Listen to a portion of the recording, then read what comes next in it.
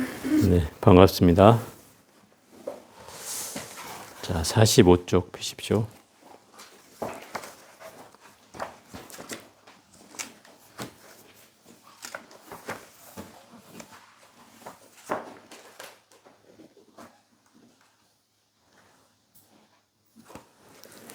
오늘은 제7장 좌선을 할 차례입니다. 전번 시간에 했던 정의 일체에 대해서 잠깐 요약을 하고 시작을 하겠습니다.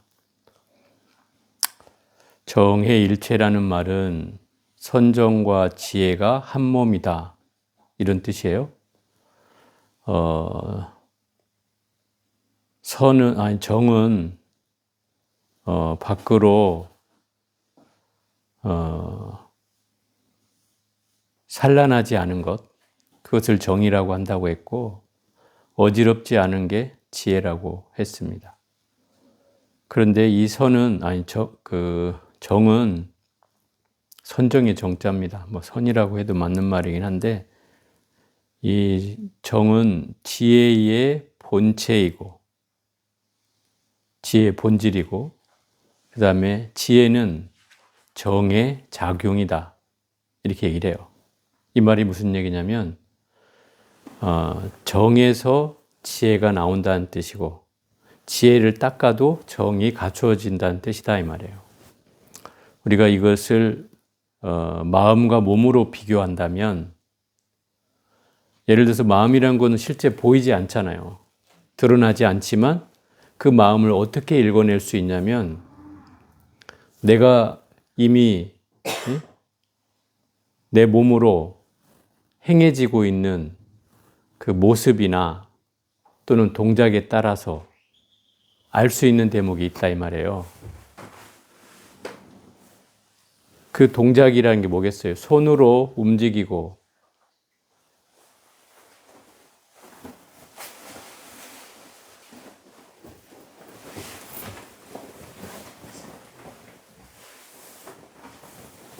저기 자리 빈 자리 있잖아요.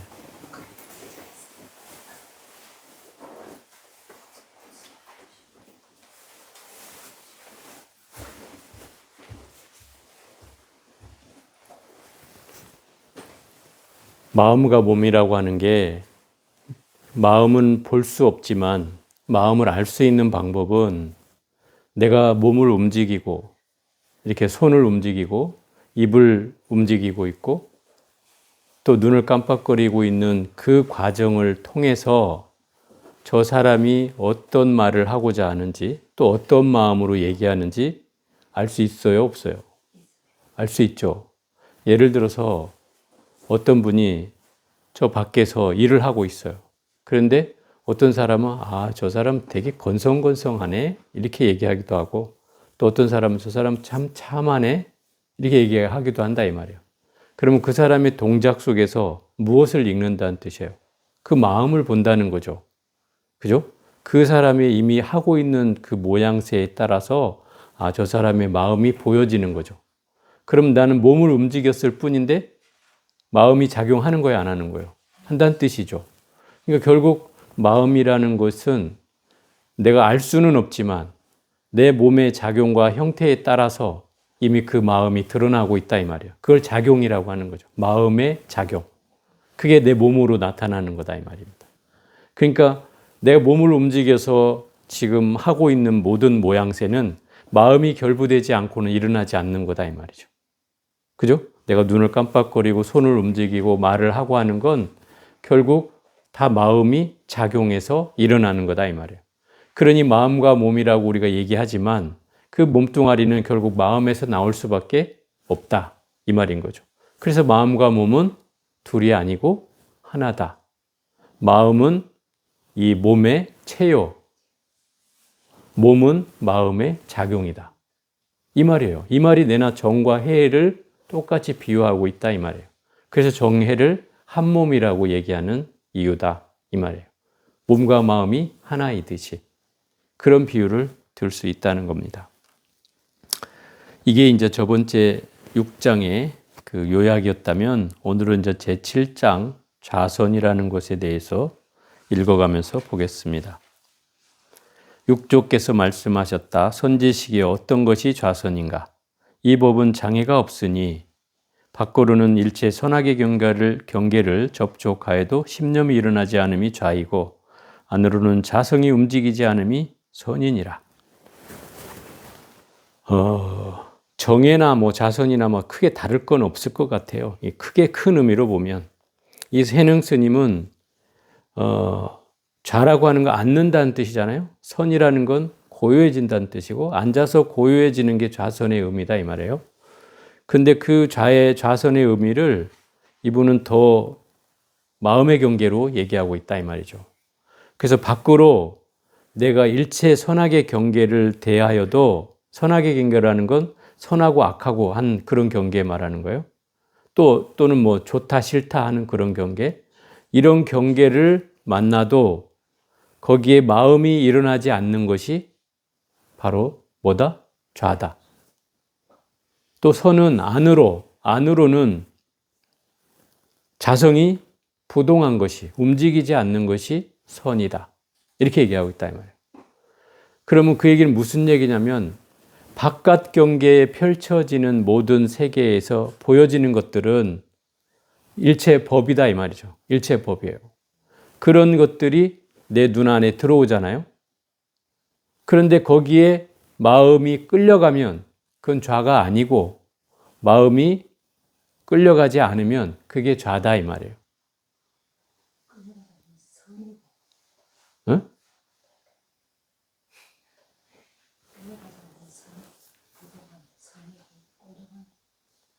그러니까 밖으로 펼쳐진 경계에서 어떤 대상을 대해도 마음이 일어나지 않으면 그게 좌이고 선이라는 건 그 안으로 펼쳐진 자성이 움직이지 않는 게 선이다 이 말이에요.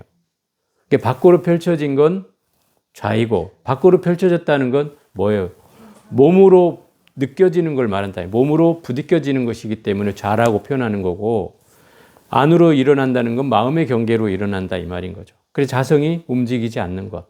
그러면 이 얘기는 무슨 얘기냐면 내 눈으로 보고도 본 바가 없고 안으로 마음이 결코 일어나지 않는 것. 그것이 좌선이다 이 말인 거예요. 이렇게 얘기하고 있는 거예요. 그러니까 핵심이 그거다는 거죠. 그냥 앉아서 흉내만 내는 것이 좌선이 아니라 앉아 있어도 마음이 동요하지 않고 바깥 경계를 봐도 거기에 휩쓸려 가지 않고 안으로 마음이 더불어 일어나지 않는 것이 바로 좌선이다. 이런 거죠. 그 경계를 설명하고 있는 거예요.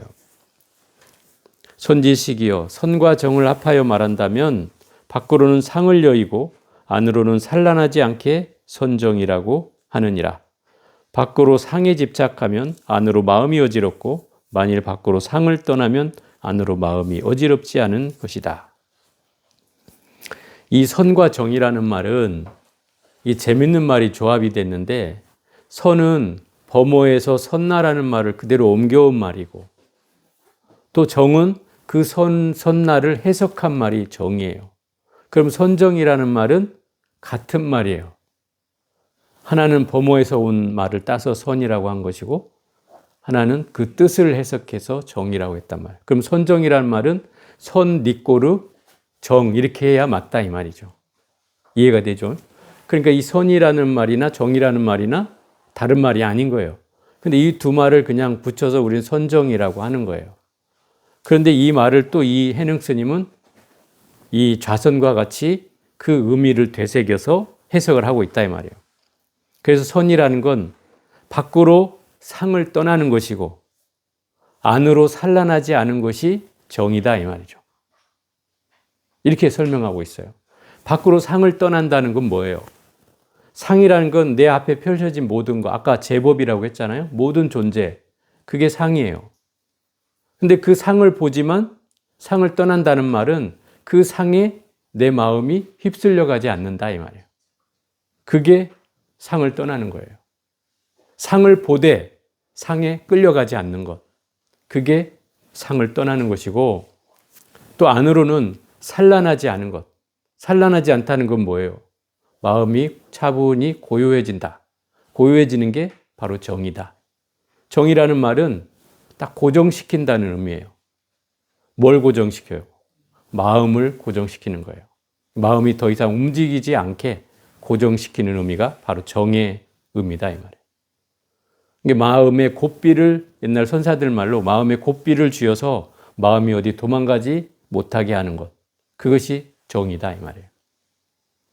그러니까 이 선정이라는 말 속에는 그냥 앉아서 흉내내는 것만 얘기하는 것이 아니라 결국 안팎으로 마음이 상을 보되 상에 취하지 않고 또 안으로 마음이 산란하지 않고 고요해지는 것이 바로 선정의 의미다.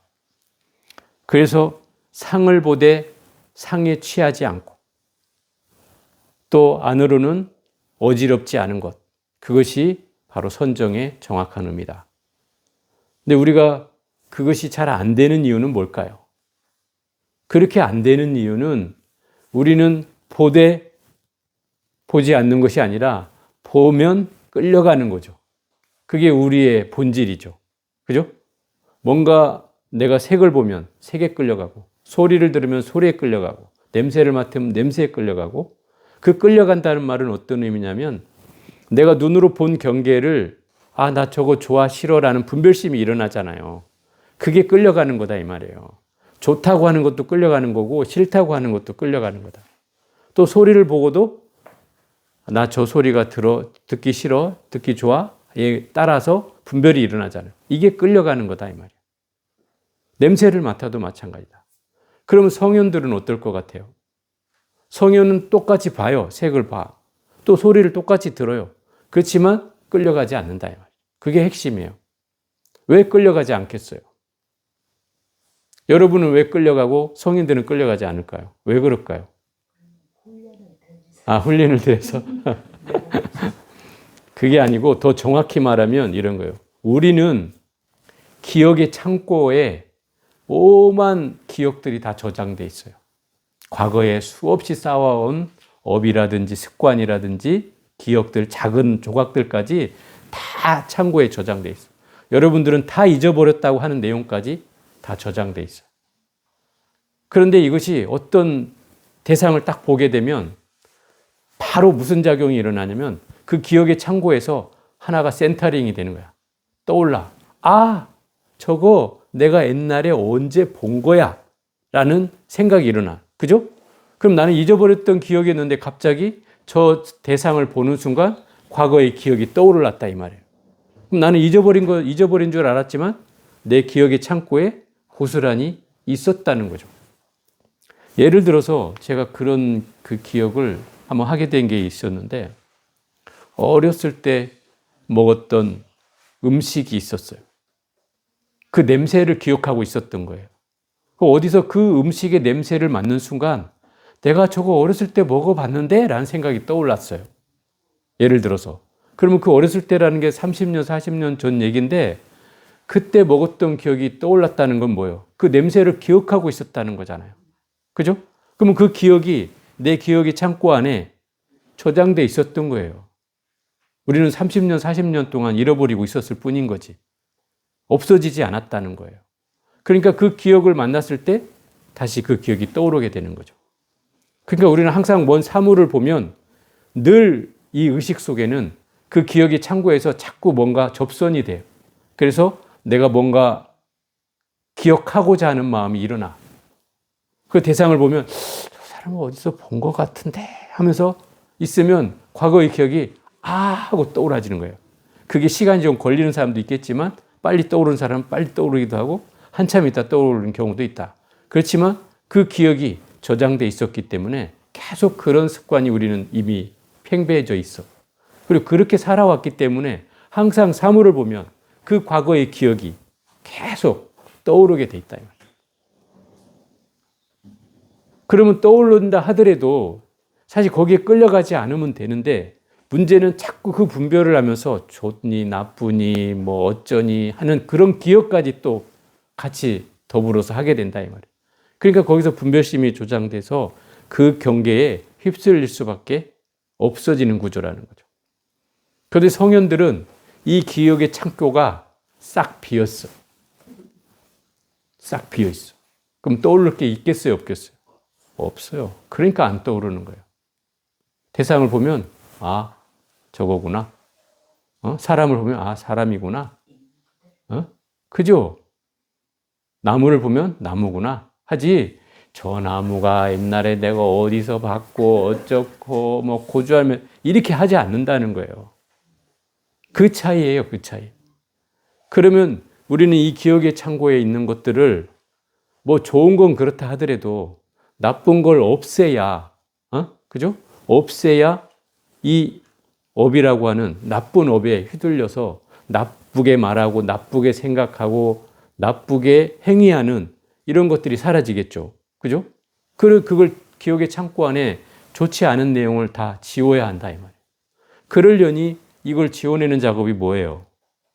결국 수행을 해야 되고 또 공덕을 지어야 되고 사경을 해야 되고 뭐 이런 걸 해야 되는 거죠. 그런 수행의 형태를. 그죠? 그러지 않고는 이걸 지어낼 방법이 없잖아요. 또 더 중요한 건 앞으로, 그죠? 다가오는 시간에 이러한 나쁜 업을 더 이상은 짓지 말아야 되잖아요. 그죠? 그래야지 이 없애는 시간들이 점점점 짧아지겠죠. 그러려면 더 짓지 않으려면 어떻게 해야 돼요? 그렇죠. 내가 떠드는 시간에 경전을 읽고, 그죠?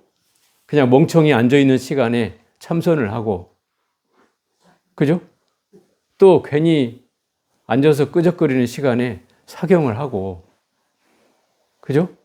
그냥 법당에 앉아서 멀쩡하니 있느니 가서 참회나도 하고, 결국 이런 상황을, 이런 행위를 통해서 내가 가지고 있는 나쁜 업으로 전환되는 업들을 방지하고 또 그런 업이 다가오지 않도록 하기 위해서 이런 좋은 업과 좋은 습관을 쌓아가다 보면 그것에 의해서 내 업이 말하자면 이 선한 업으로 바뀌어지고 그 선한 업으로 바뀌어짐과 동시에 나한테는 이 자성의 힘이 생겨난다 이 말이에요. 자성의 힘이란 이 자성을 밝힐 수 있는 그 수행의 힘이 생겨난다는 거죠. 그러면 이 업이 점점점 기억의 창고에 저장되어 있는 업들 중에 나쁜 업들이 점점점 소멸되기 시작하고 그럼 나쁜 업들이 점점 소멸되면 뭐만 남아있게 돼요? 좋은 업들과 좋은 생각과 좋은 말과 좋은 행위들만 남아있게 되죠. 그죠? 그러면 내가 갖다 써도 어떤 것만 갖다 쓰는 거예요? 좋은 말과 좋은 행위, 좋은 업들만 갖다 쓰는 거잖아요. 그러면 당연히 사람들한테 펼쳐지는 마음은 뭐겠어요? 좋은 결과로 나타나겠죠. 그러면 결국 이게 이 선한 업이라고 하는 것이 결국 나를 또 상승작용을 일으켜서 마음의 그 세계로 계속 나아가게 만든다 이 말이죠.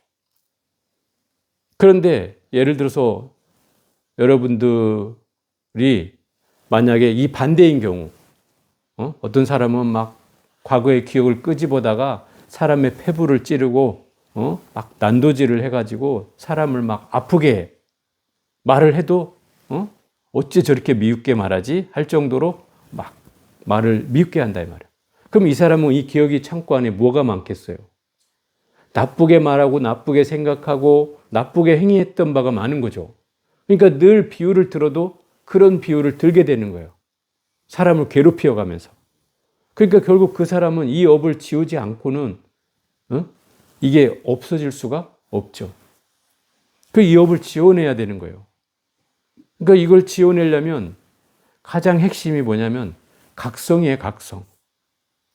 각성이 자기 스스로 깨닫지 않고는 이걸 바꿔놓을 수가 없어요. 그렇잖아요. 아, 내가 사람을 저렇게 심하게 하는구나. 그걸 알아야 고치지. 옆에서 당신은 말이야, 너는 말이야, 그렇게 해가지고 사람을 힘들게 해. 백날 얘기해도 자기가 깨닫지 못하면 못 고쳐요. 못 고치게 돼 있어요.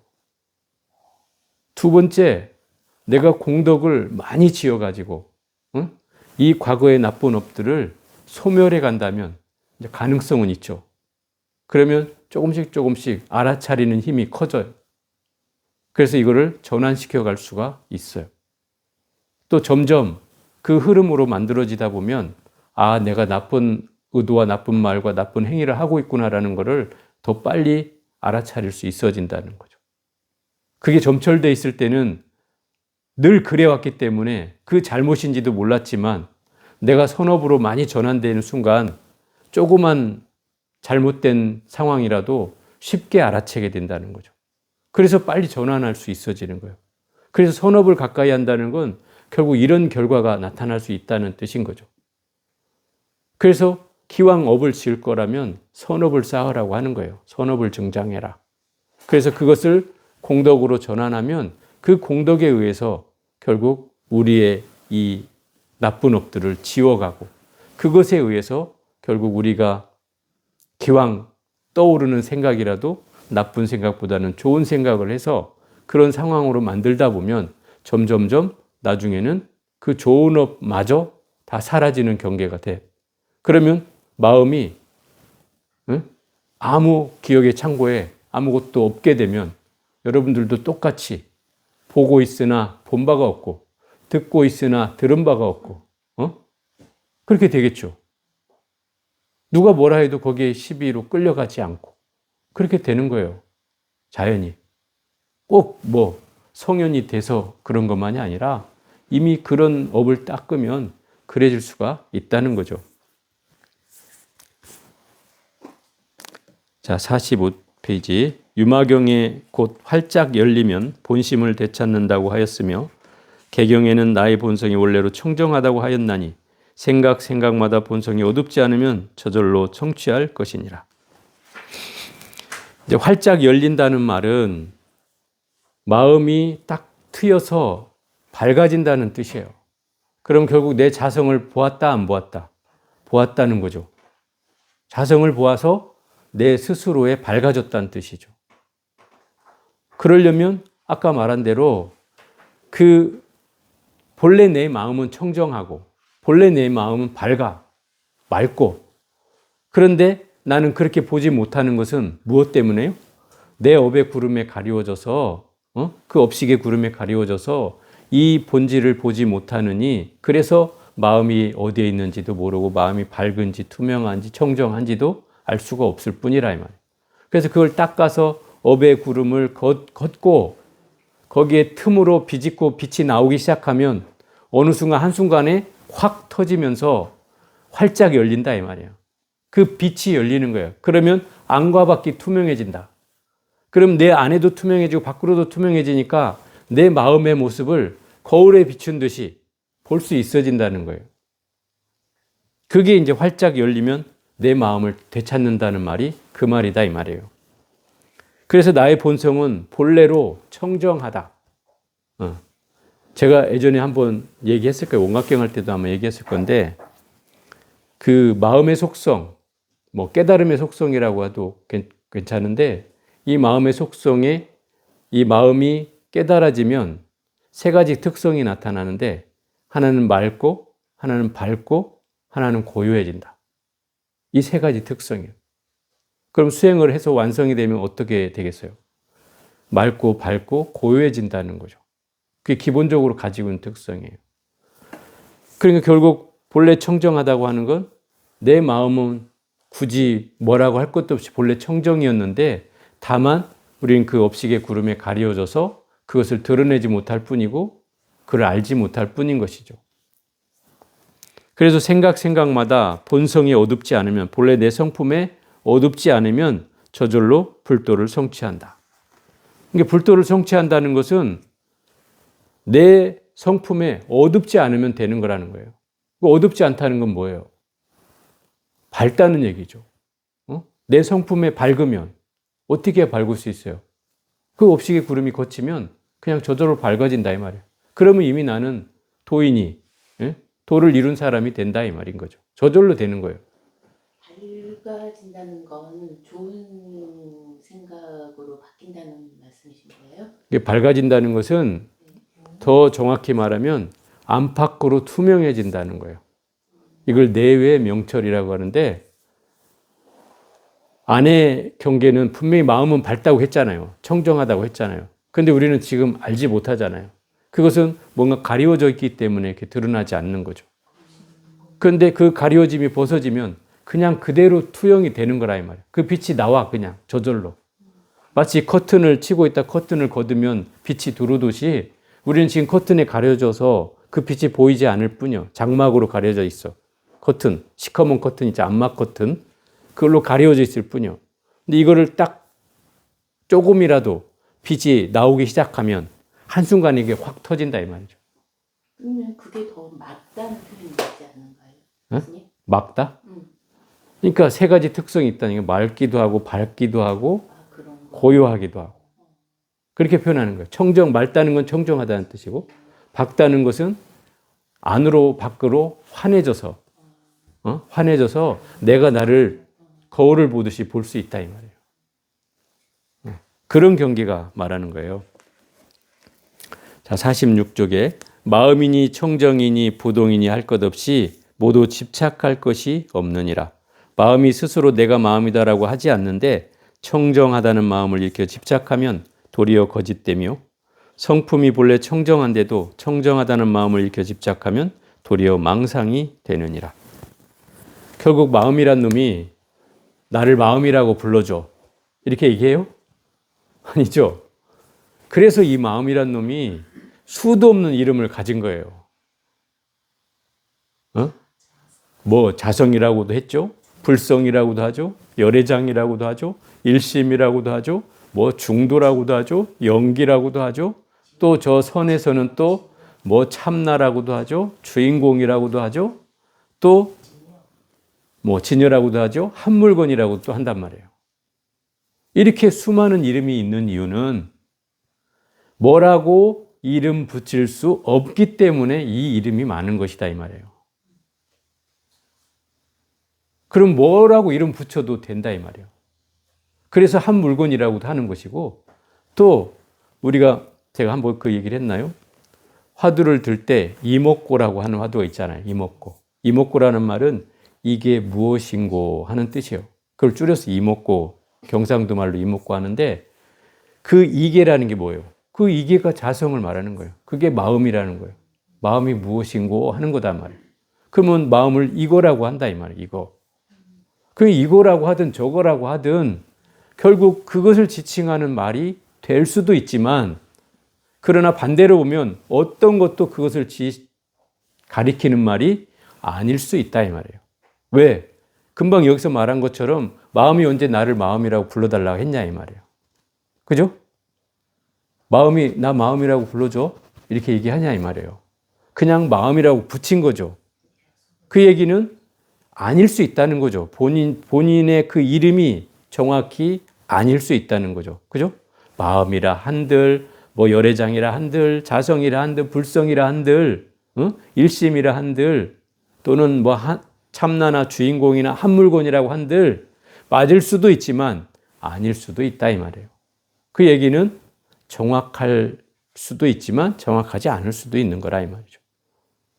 어떤 것을 붙여도 크게 틀리지 않고 그렇다고 정확히 그 마음을 지칭하는 말이 아닐 수도 있다 이 말인 거죠. 이해가 되죠? 나라고 하는 자성이 있어요. 그리고 나는 지금 무심이라는 이름으로 수십 년을 살아왔어요. 그런데 지금 이 순간은 무심이지만 내가 전생에도 무심이었냐 말이에요. 아니죠. 또 다음 생에 또 무심이 되겠어요? 그것도 아닐 거 아니에요. 그러니 무심이 그럼 나 참나를 내 주인공을 지칭하는 말이냐 이 말이에요. 그건 잠시 내가 여기 인연할 때 무심이라고 불리는 거지 실제 나 본래 모습은 무심이 아닐 수도 있다 이 말이죠.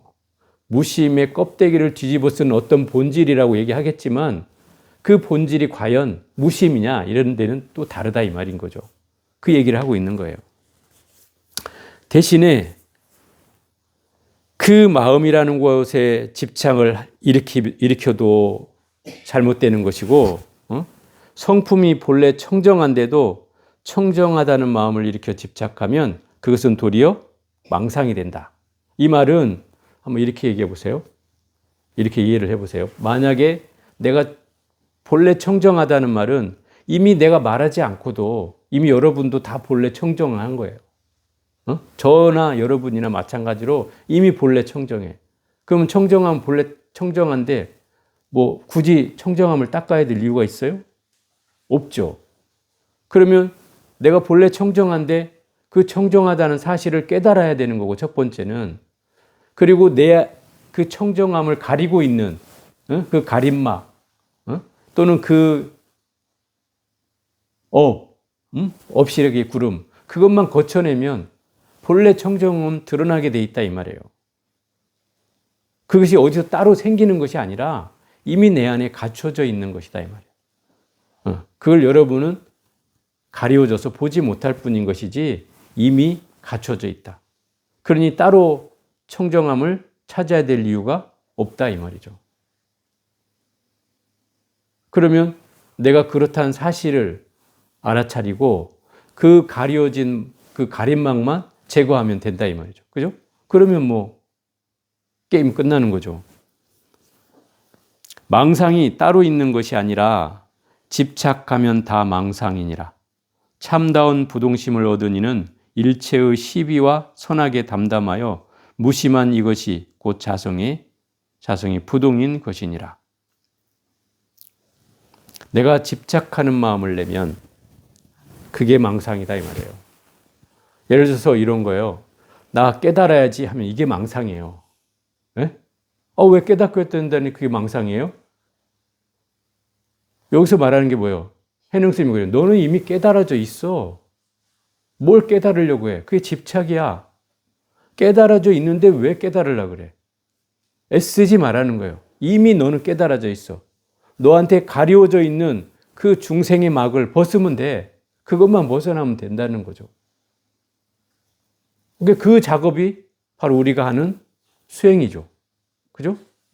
뭐 사경을 하고 강경을 하고 수행을 하는 그런 것들이 결국 내 본성을 찾아가는 방법일 뿐인 것이지 굳이 깨달아야지 할 필요가 없다는 거예요. 그게 상이라 이 말이에요. 이미 청정하고 이미 깨달아져 있는데 뭘 더 깨닫고 뭘 더 청정하다는 말이냐 이 말인 거죠. 그런 경계를 얘기하고 있는 거예요. 그래서 가장 중요한 경계는 뭐냐면 내 앞에 펼쳐진 세계 가운데 시비와 선악에 걸리지 않아야 된다 이 말이에요. 첫 번째가 그래요. 시비와 선악에 걸리지 말아야 된다. 시비란 옳고 그름을 따지는 것이고 선악이란 선하고 악한 걸 말한다 이 말이에요. 이 얘기는 이렇게 한번 바꿔서 얘기해 보면 옳고 그름이란 예를 들어 이 사람은 옳다고 하지만 저 사람은 틀리다고 할 수 있어요. 그죠? 왜 그래요? 기준이 다르니까 그런 거죠. 서로가 보는 기준이 달라요. 또 이 사람은 선하다고 얘기하지만 이 사람은 악하다고 얘기할 수 있어요. 그죠? 그렇기 때문에 선과 악이라는 건 어떤 정답이 있는 게 아니다 이 말이에요. 절대적인 선, 악이 있는 게 아니다 이 말이죠. 그죠? 어떤 사람한테는 선이지만 어떤 사람한테는 악일 수 있는 거예요. 그걸 보면은 우리가 선악의 기준을 내 스스로 정할 수 있는 게 아닌 거죠. 예를 들어서 나는 선이라고 했는데 다른 사람이 와서 그게 악이래. 예? 그러면 나는 선이라고 여겼지만 그 사람이 봤을 때는 악이 되는 거고. 그죠? 또 나는 옳다고 했지만 그 사람이 봤을 때는 틀리다. 이러면 또 그 옳음이 틀림이 될 수도 있는 거라는 거죠. 그 사람의 기준으로 보느냐, 내 기준으로 보느냐에 따라서 시비와 선악이 나뉘어질 뿐인 거죠. 그러면 시비, 선악이라는 건 결국 옳고 그름의 문제도 아니고, 선, 악의 문제도 아니다 이 말이에요. 따져보면. 근데 우리는 그 마음이 거기에 끌려가고 있는 것 뿐인 거죠. 그것을 경계하라는 거예요.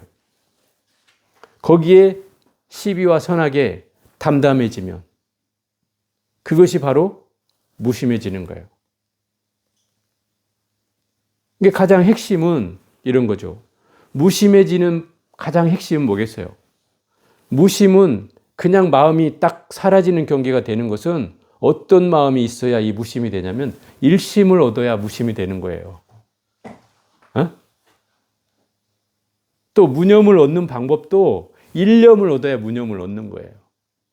그 말은 무슨 말이에요? 우리 그 보문품에도 나오잖아요.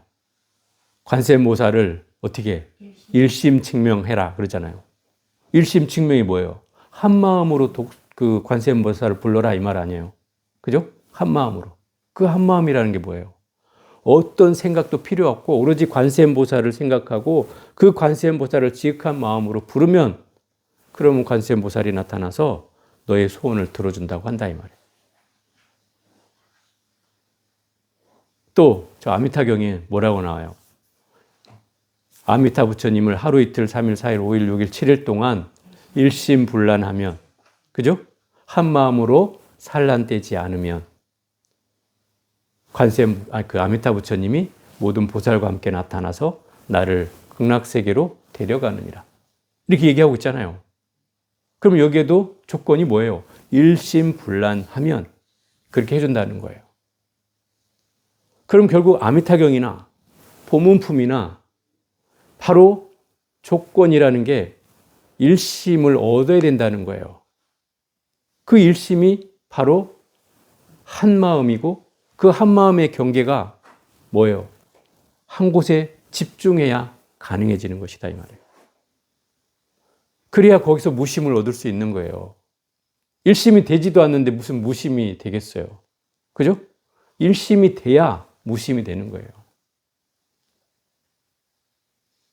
그래서 여러분들 절에 가면은 보살님들만 앉아서 막 염주 돌리면서 간세보자 하잖아. 그죠? 조계사 가면 조계사 갔다 온 분들 많잖아. 보살박 노보살 앉아가지고 하면서 막 쳐다본다. 응?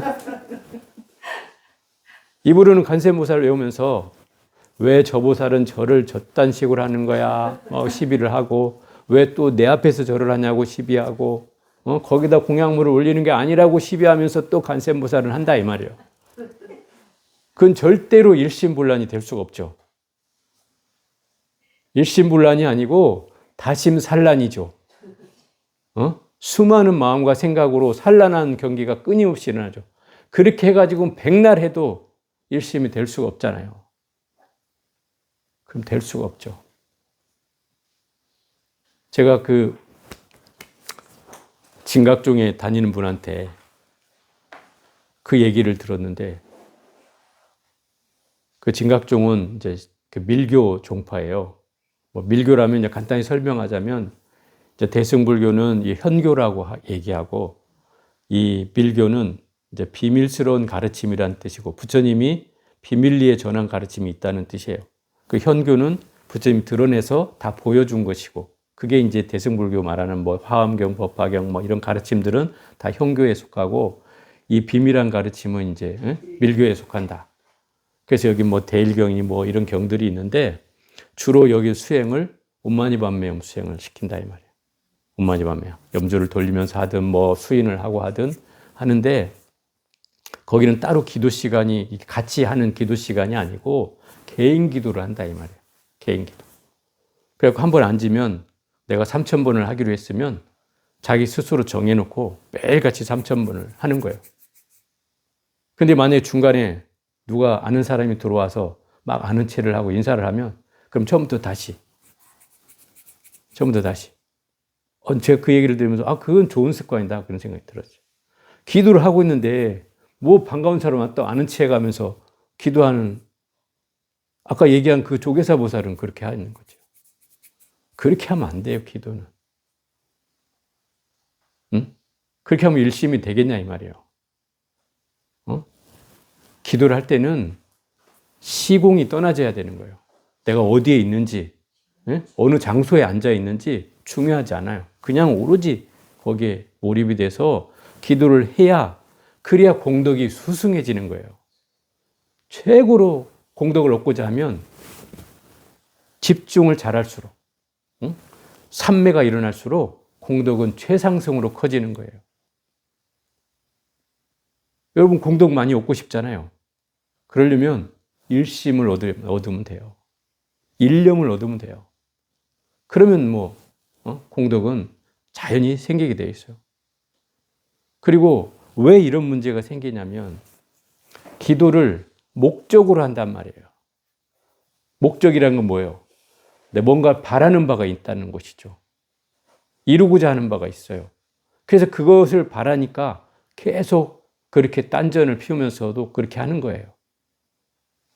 사실 기도는 목적이 중요한 게 아니에요.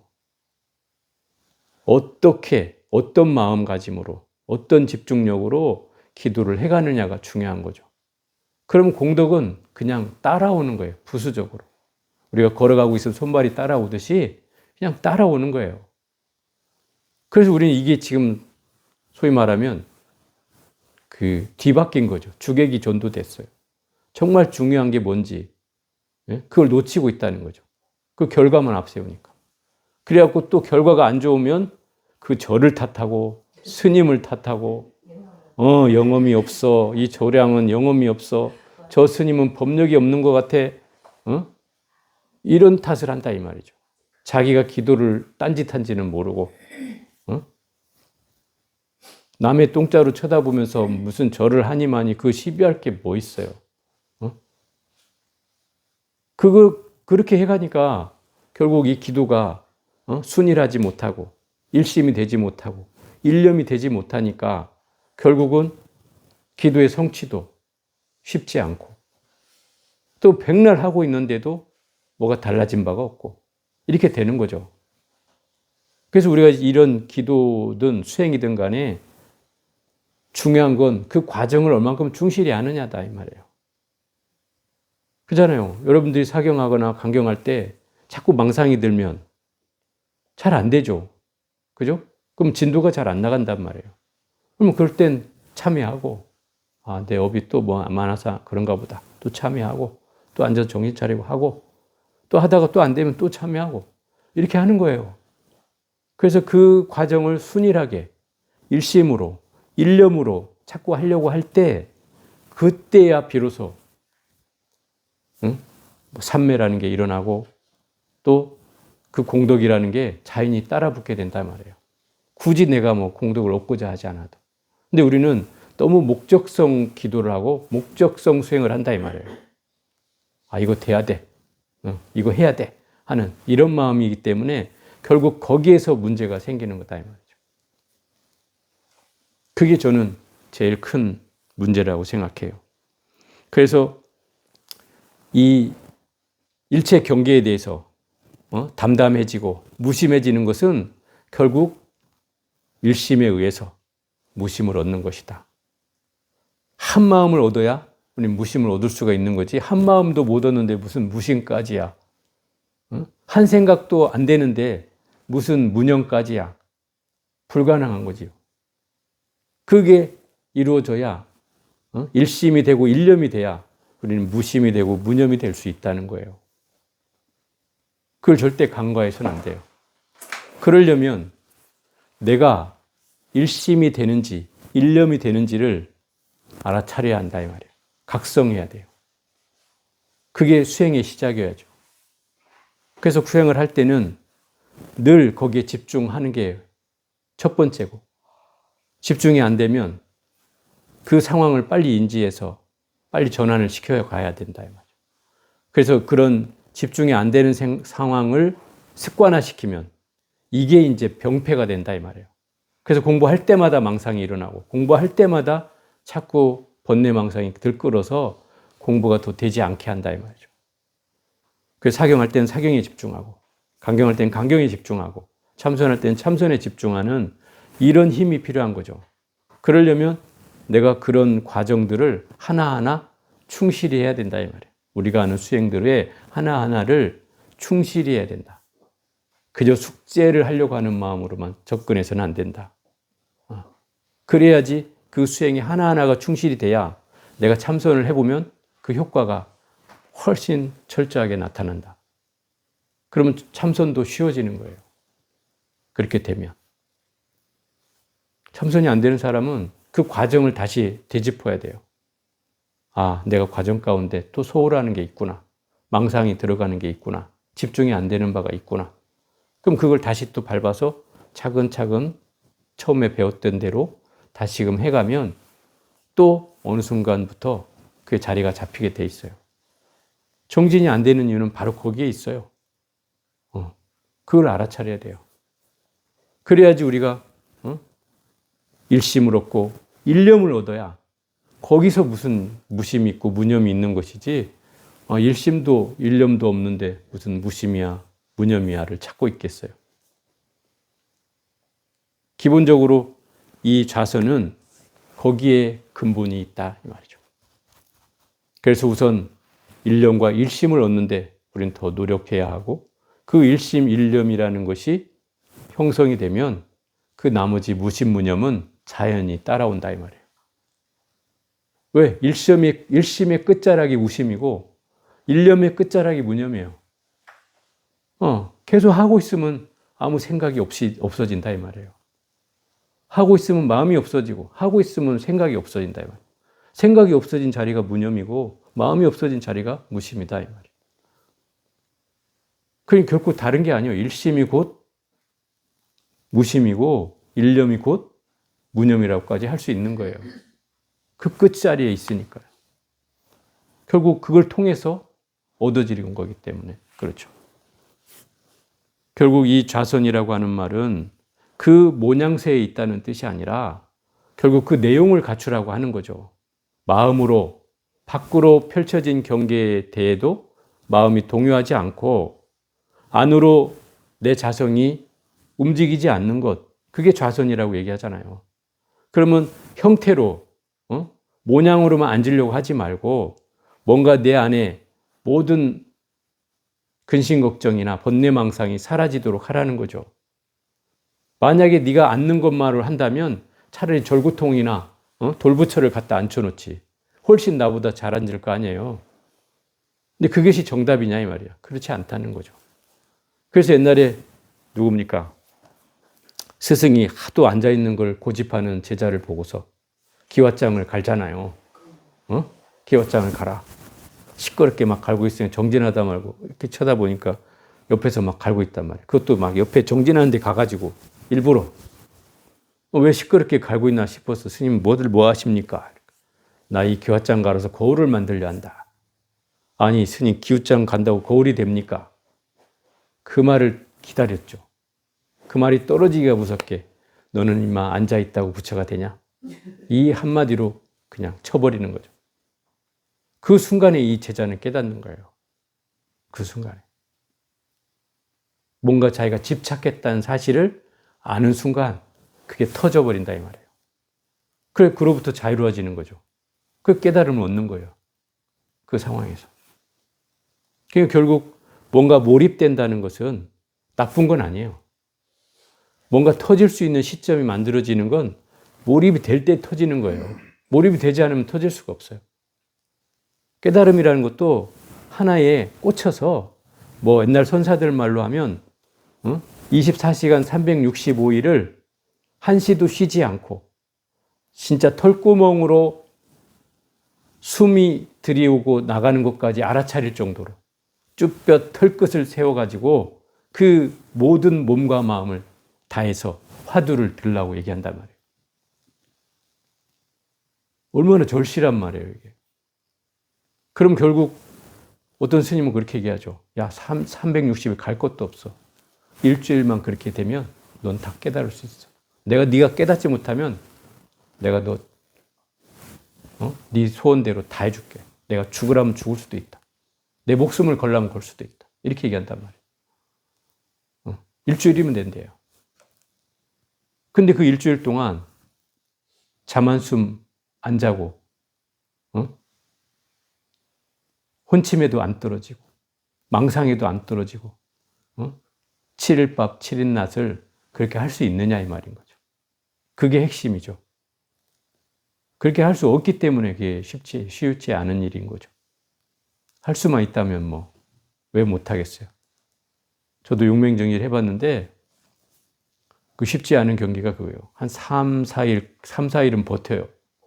사람이 몸에 체력이 남아있으면 한 3, 4일은 버티는데 이제 4일이 딱 넘어가기 시작하면 내가 졸았는지 눈을 뜨고 있는지 가만히 있는지조차 알아차리지 못해요. 나는 분명히 안 졸았는데 뒤에서 죽비를 탁 갖다 대. 이렇게. 졸았다는 얘기죠. 그래가지고 나는 안 졸았는데요. 응? 무언의 눈빛을 보내지. 안 졸았다고. 졸았다. 그럼 졸았대. 그럼 또 대고 맞아야죠. 그러니까 그런 경계가 오면 혼침인지 깨어 있는지 알 수도 없다 이 말이에요. 정신이 혼미해지니까 그런 순간에 무슨 화두가 어디 있고 마음이 어디 있고 있겠어요. 그러니 7일밥 7일나신이라도 그렇게 하기가 쉽지 않다는 말인 거죠. 쉽지 않아요. 근데 그렇다고 이거를 습관화하면 좋을 것 같지만 그것도 정답이 아니에요. 왜냐하면 지금은 없어졌는지 모르겠는데 제가 요새 서방 떠난 지가 10년이 넘어서 예전에 이제 용맹정진하는 선원들이 몇 개 있었어요. 용맹정진이라 하면 잠을 안 자고 정진하는 걸 용맹정진이라고 해요. 그게 37일 선원도 있었고 21일 동안 용맹정진을 산철에 막 하는 거예요. 또 어느 절에는 뭐 잠을 1시간이나 2시간 자고 90일 동안 막 그런 선원도 있고 뭐 이렇게 이제 용맹정진 하는 곳이 여러 곳이 있는데 문제는 그 선원을 몇 철만 나오면 도통할 것 같잖아요. 그죠? 도통해야 되겠죠, 당연히. 그 정도 했으면. 그런데 도통하기보다는 오히려 앉으면 이제 조는 습관이 생긴다. 앉으면 조는 습관이 생겨. 그리고 그 스님 뭐라고 하냐면 난 존 바가 없대. 좋은 바가 없대. 자기가 졸았는지도 모른다는 뜻이잖아요. 이건 굉장히 위험하죠. 그런 생각을 한다는 자체가 위험한 거죠. 결국은 내가 혼침에 떨어져도 혼침인지를 모른다면 이건 잘못 수행하고 있는 거죠. 그래서 오히려 용맹정진의 습관을 만들어서 오히려 수행에 방해되는 조건이 생겨난다는 거죠. 그래서 이거를 저는 권하지 않아요. 또 스님들이 한다 그러면 말리죠, 제가. 좋은 습관이 안 된다. 차라리 주어진 시간이나 잘 지켜서 혼침에 떨어지지 않고 잘 정진하는 습관이나 놓치지 마라. 그러죠. 왜? 그걸 놓치면 그 다음은 없잖아요. 그 다음이 없단 말이에요. 나갈 수가 없죠. 그래서 그런 거죠. 그래서 이 망상이라고 하는 건 우리가 생각을 일으키는 건 다 망상이에요. 좋은 생각도 망상입니까? 망상이에요. 왜요? 생각이라는 그 자체에 끄달리면 다 망상인 거예요. 좋은 생각도 나쁜 생각의 다른 이름일 뿐인 거예요. 그러니 다 망상이죠. 예를 들어서 부처님은 생각이 없을까요? 부처님도 생각이 있죠. 대신에 생각하되 생각에 끌려가지 않는 거죠. 우리는 생각하되 열심히 끌려가고 그게 차이가 있을 뿐인 거예요. 그래서 생각을 하지 않는 게 중요한 게 아니라 생각하되 생각에 끌려가지 않는 게 중요한 거다. 또 우리가 화두를 드는 것은 한 생각을 통해서 화두라는 한 생각을 통해서 다른 생각을 잠재우는 거고, 그죠? 또 우리가 나무불을 하는 것은 나무불이라는 한 생각을 통해서 다른 생각이 들어오지 않도록 하는 거예요. 그러면 모든 경전의 이치나 똑같은 거죠. 화두를 드는 거나 또 관세모사를 부르는 거나 아미타불을 부르는 거나 다르지 않다는 거예요. 하나에 집중해서 다른 생각을 들어오지 않게 하는 게 핵심이에요. 그죠? 그 일념이 되든 일심이 되든 돼야 된다는 거죠. 그러면 뭐 그게 화두든 관세모살이든 아미타불이든 관계없다는 거죠. 어떤 사람은 이렇게 얘기하면 무슨 소리야? 야, 그래도 참선하는 게 최상의 공부지? 또 이렇게 얘기하는 분이 있을 수 있어요. 근데 저는 그게 아니라고 본다는 거죠. 일심이 되고 일념이 되고 이런 경계라면 그게 화두든 그게 뭐 관세모살이든 아미타불이든 관계없다. 그건 정말 수행이 되는 거다. 그 경계를 얻어야 우리 일심이 곧 무심이 되고 일념이 곧 무념이 될 수 있는 것이다.